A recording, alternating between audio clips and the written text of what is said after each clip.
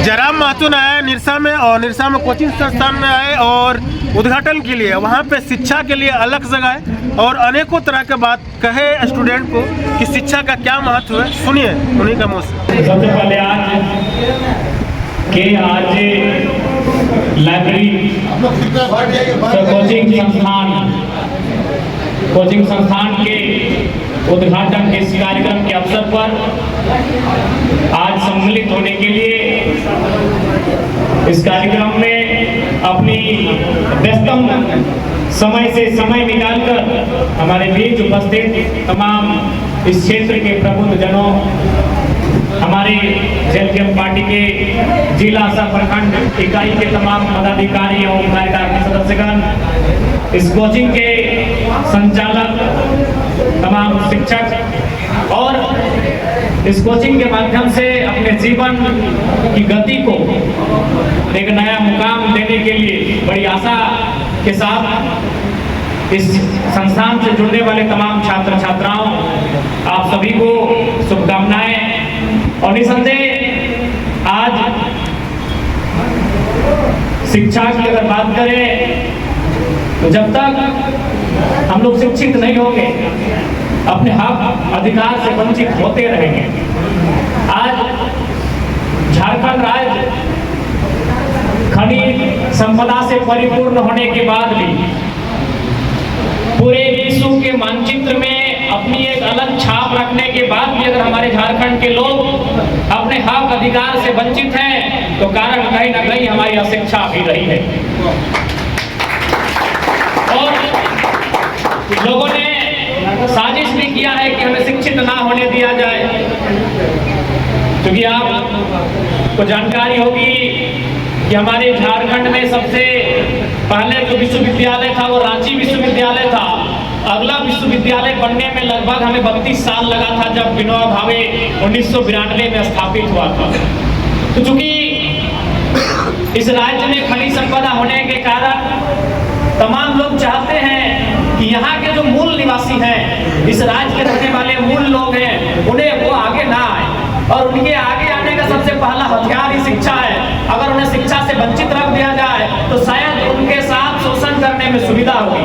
तो आज हम झारखंड वासियों को इस बात को समझना होगा कि एक शिक्षा की ताकत ही है जो हमारे राज्य को उन्नति के रास्ते पर ले जा सकती है। इसलिए आज तमाम कोचिंग संचालक समेत उन तमाम प्रमुख जनों से भी हमारा अनुरोध होगा कि इस क्षेत्र को एक बेहतर एजुकेशन हब के रूप में हम लोग कैसे विकसित करें, यहाँ के पढ़ने वाले छात्र छात्राओं को सुविधाएं कैसे मिले, इस पर हमें पहल करने की आवश्यकता है। और साथ ही साथ डुमरी विधायक के साथ साथ झारखंड विधानसभा में 24 समितियां हैं, उनमें जो पुस्तकालय की समिति है उस पुस्तकालय समिति का हम मेंबर भी हैं। और निसंदेह हम धनबाद जिला के लिए एक बेहतरीन पुस्तकालय लेकर आएंगे जिससे कि धनबाद के छात्र छात्राएं लाभ ले सके। और हमारी पहली बैठक हो चुकी है जिनमें पुस्तकालय समिति की चेयरमैन जो कोडरमा की विधायक और पूर्व शिक्षा मंत्री डॉक्टर मीरा यादव हैं, और उस वर्तमान में शिक्षा सचिव उमाशंकर सिंह जी धनबाद से डीसी भी रह के जा चुके हैं, उनसे हमारी पहली बैठक हो चुकी है। और इस बैठक में हमने उनका परिचय भी करवा दिया है कि धनबाद को एक बेहतर लाइब्रेरी देने की आवश्यकता है और जो लाइब्रेरी हमारे पास है उसका विस्तार करने की आवश्यकता है, उसको डेवलपमेंट करने की आवश्यकता है। तो निसंदेह पुस्तकालय समिति का हम मेंबर भी हैं, उस नाते छात्र छात्राओं के लिए जो भी हमसे बन पड़ेगा निसंदेह हम आपके लिए करेंगे।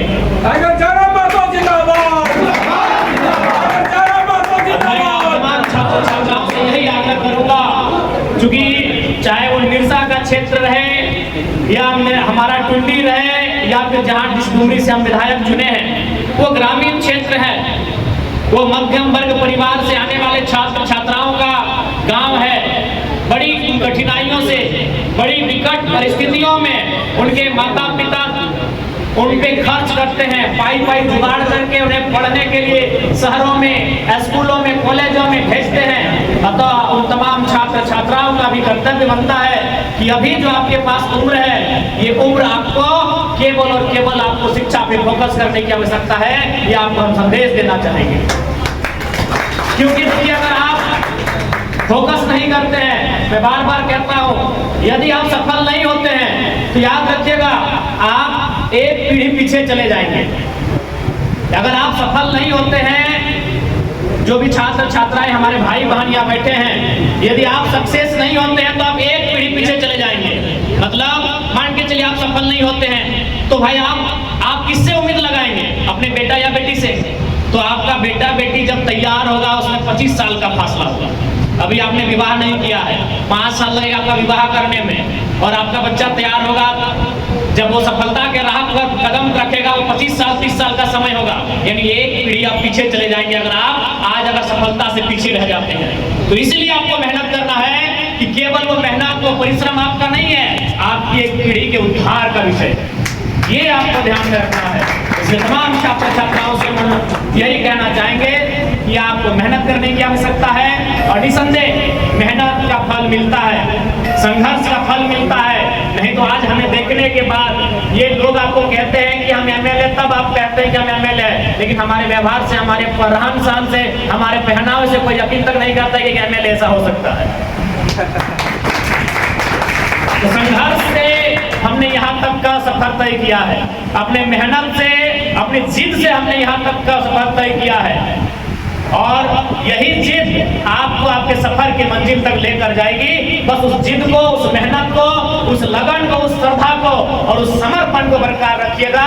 हम आपको यही कहना चाहेंगे कि खड़ा हिमालय बता रहा है जिगो नाम दी पानी में, अविचल होकर डटे रहो हर संकट तूफानी में। जो डटा रहा अपने पद पर लाख मुसीबत आने में, मिली सफलता जग में उसको जीने में मर जाने में। कुछ विशेष के रहना होगा, आज आपको डट के रहना होगा।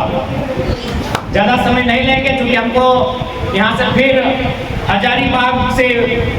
हजारीबाग जिला के रास्ते हमें झारखंड का एक संवेदनशील एरिया जिसे झुमरा कहते हैं वहां जाना है, वहां भी हमारा कार्यक्रम है। पुनः आज जितने भी छात्र छात्राएं इस संस्थान से जुड़ेंगे उनको बहुत बहुत शुभकामनाएं हमारी ओर से। और अंत में यही कहेंगे कि मिलती नहीं मंजिल यूं ही राही को, मिलती नहीं मंजिल यूं ही राही को, दिल में एक जुनून सा जगाना पड़ता है। जब चिड़िया से पूछा कि घोंसला कैसे बनता है, कहा तिनका उठाना पड़ता है। तिनके के साथ एक एक कदम को आगे बढ़ाते हुए आप अपनी मंजिल को मुकम्मल करें, यही हमारी शुभकामनाएं हैं। आपको बहुत बहुत शुभकामनाएं। और इस संस्थान के संचालक जितने भी हमारे शिक्षक हैं, जिनमें हमारे आदरणीय परम मित्र रुपेश मंडल जी, कुंदन जी, अमित जी और तमाम जो इस कोचिंग का संचालन करने जा रहे हैं, उनको बहुत बहुत शुभकामनाएं कि आपने ग्रामीण क्षेत्र में शिक्षा की जो ज्योत है जिसे जगाने का प्रयास किया है। और निसंदेह इस क्षेत्र में आज आवश्यकता है कि शिक्षा की ज्योत को कोई बहुत ही मजबूती के साथ जलाए। पुनः आप सभी को बहुत बहुत शुभकामनाएं, आपके उज्जवल भविष्य की कामना करते हैं। आप अपने जीवन में बहुत दूर तक जाएं और एक लंबी रेस का घोड़ा बनकर एक ऊंचाई को आप हासिल करें, यही हमारी शुभकामनाएं हैं। बहुत बहुत धन्यवाद।